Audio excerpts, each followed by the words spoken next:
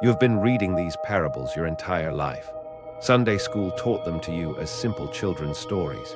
Your pastor preached them as neat, tidy moral lessons. But what if everything you were taught was completely wrong? What if Jesus buried meanings so radical, so offensive to the religious establishment, that most people still miss them 2,000 years later? Hidden truth revealed. Today we are tearing open 5 parables you thought you understood.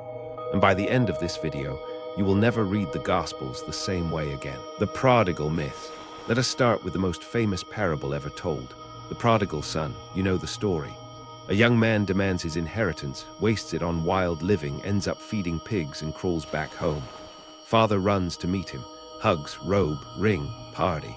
Beautiful story of forgiveness, right? That is not what this parable is actually about. Here is what nobody tells you.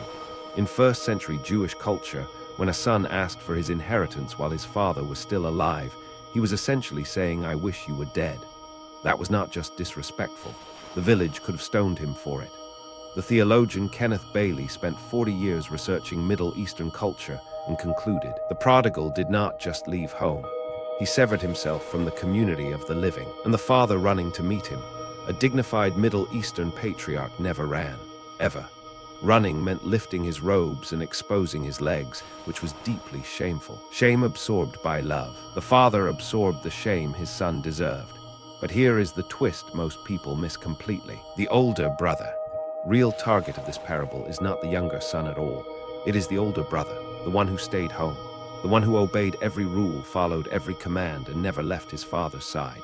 And when his brother came home, he refused to go inside the party. He was furious. "I have served you all these years," he told his father. "I never disobeyed your orders, but you never even gave me a goat to celebrate with my friends." Do you hear what he is really saying? He sees himself as a servant, not a son. He worked for his father's approval instead of resting in his father's love. If this truth from Scripture is opening your eyes, hit like and subscribe for more biblical wisdom that transforms. Because what comes next might change how you read every parable. Jesus told this story directly to the Pharisees. As Timothy Keller explains, the older brother is the real lost son, lost inside the father's own house. You can be in the house and still be lost. You can obey every rule and still miss the entire point. Religion without relationship is the most dangerous place to be. And this leads us to another parable that is even more misunderstood. Samaritan shock. The parable of the Good Samaritan. You have heard it 1,000 times. A man gets robbed on the road to Jericho. A priest walks by, a Levite walks by. A Samaritan stops to help. Moral of the story, be kind to strangers. Right, wrong. You are missing the bomb Jesus just detonated. A lawyer asked Jesus, "Who is my neighbor?" This was not an innocent question. He wanted to draw boundaries. He wanted to know who he was allowed to exclude from love. Jesus did not answer his question. He obliterated it. Samaritans were hated by the Jews, despised, considered half-breeds and heretics. Making a Samaritan the hero of this story would be like choosing your worst enemy as the only person who shows you mercy. Jesus chose the most offensive hero possible, and he did it on purpose. He was not saying be nice to people. He was saying your enemy might be closer to God than you are. Enemy becomes the hero. The priest and the Levite, the religious leaders, they were the villains. And that was the entire point. But the deeper meaning goes even further. Who is neighbor? At the end of the story, Jesus does not ask, "Now do you know who your neighbor is?" He asks something far more dangerous. Which of these 3 do you think was a neighbor to the man who fell among thieves? He completely flipped the question on its head. The lawyer wanted to know who qualifies as his neighbor so he could limit his responsibility. Jesus responded by saying, "You do not get to choose your neighbor. You become one." It is not about identifying who deserves your help. It is about whether you are the kind of person who stops. As Martin Luther King Jr. once preached, the question is not who is my neighbor, but to whom must I become a neighbor? This is not a story about charity. It is a story about identity. Who are you when nobody is watching? Who are you when helping someone costs you something? The Samaritan did not help because it was convenient. He interrupted his journey, spent his own money, and risked his safety for a stranger. Identity, not charity. And here is what makes the next parable even more unsettling. Talent confusion. The parable of the talents. A master gives 3 servants different amounts of money. 5 talents, 2 talents, 1 talent. He leaves on a journey. 2 servants invest and double their money. The third buries his in the ground. The master returns, praises the first two, and condemns the third. Simple lesson. Use your God-given abilities. Wrong. First, let us talk about what a talent actually was. 1 talent equaled roughly 20 years of wages for an ordinary worker. 20 years. The servant with 5 talents was holding the equivalent of 100 years of income. This was not a cute illustration about skills. This was a story about trust, an enormous responsibility. The master entrusted his entire wealth to these servants. And the Greek word used here, paradidomi, means to hand over completely, to deliver into someone's total care. As Dallas Willard observed, the parable of the talents is not about ability. It is about faithfulness with what belongs to another. The 2 faithful servants were not talented. They were trusting. They trusted their master enough to take a risk. And the third servant, he did not lack ability. He lacked something far more fundamental. Fear vs. faith. The third servant said something that reveals everything. He said, "Master, I knew you to be a hard man, reaping where you did not sow and gathering where you did not scatter seed. So I was afraid, and I went and hid your talent in the ground." Did you catch that?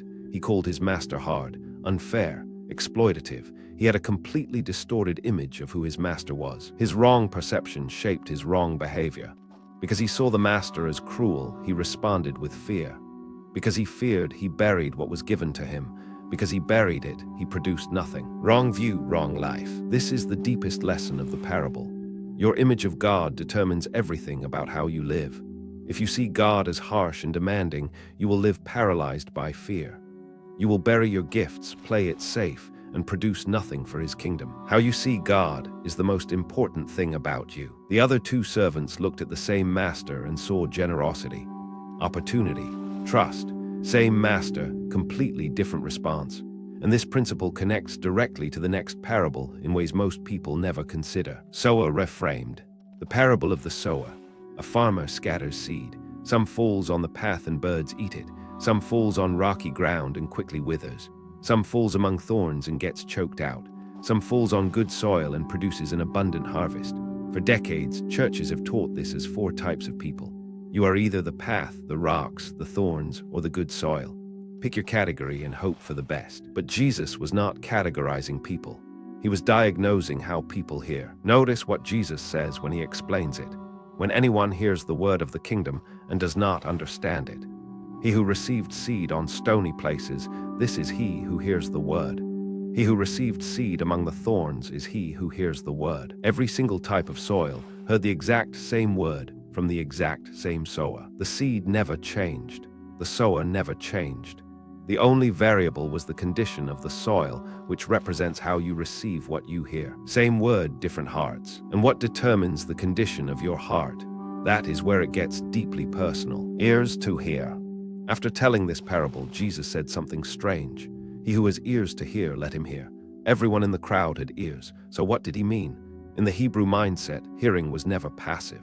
The Hebrew word shema does not just mean to hear sound waves. It means to hear and obey, to hear and respond, to let the word penetrate deep enough to actually change you from the inside out. True hearing is not what enters your ears, but what transforms your heart. The rocky soil heard the word with joy, but had no root. That is the person who gets emotional during worship on Sunday, but has forgotten everything by Monday morning. The thorny soil heard the word clearly, but let worries and the pursuit of wealth choke it out.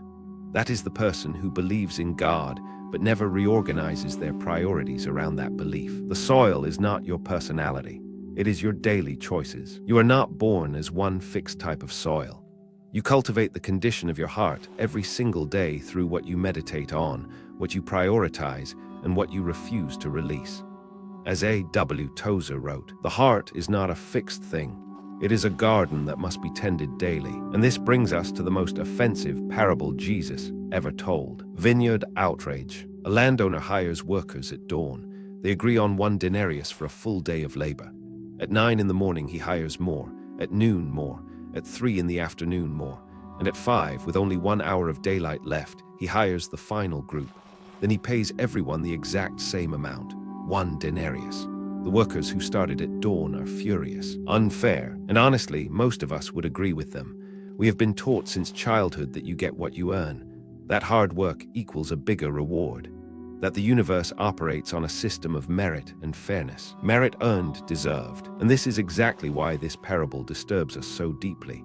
Because Jesus is flat out telling us that the kingdom of God does not operate on merit. The landowner responds to the angry workers with one devastating question. Are you envious because I am generous? That single question exposes the deepest sickness of the religious heart. They were not upset because they were underpaid. They received exactly what they were promised. They were upset because someone else received grace they did not earn. And if that does not convict you, wait until you hear what this really means. Scandalous grace. Here is the truth most churches will not say out loud. This parable is the most direct assault Jesus ever made on merit-based religion. And it applies to every religious person who has ever thought, I have earned God's favor through my obedience.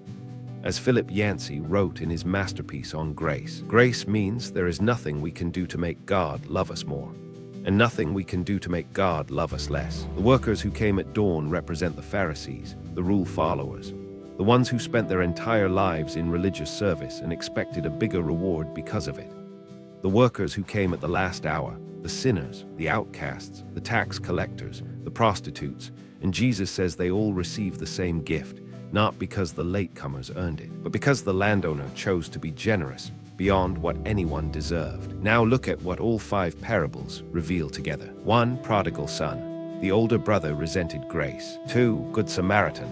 Religious leaders missed mercy. 3. The talents. Fear distorted the master's image. 4. The sower. Hearing without response produces nothing. 5. The workers. Grace offends those who think they earned it. Every single parable we studied today attacks the same deadly lie. The lie that God's love can be earned, measured, or deserved. 5 parables. 5 explosions that shatter religious thinking and reveal the raw, untamed heart of God. Religion shattered, grace revealed. The prodigal son was never about the younger brother. It was about the older one who stayed home and missed everything. The Good Samaritan was never about being nice. It was about becoming a neighbor even when it costs you. The talents was never about ability. It was about trusting God enough to risk. The sower was never about categories of people. It was about the daily condition of your heart. And the workers in the vineyard was never about fairness. It was about a God so wildly generous that it offends every religious bone in your body. If you understood even one of these parables today, everything changes. If you made it this far, comment Parable Decoded if these 5 stories hit different now. Stay in the Word, stay in the Spirit, and watch what God does. If this opened your eyes, share it with someone who needs to hear it. See you in the next one.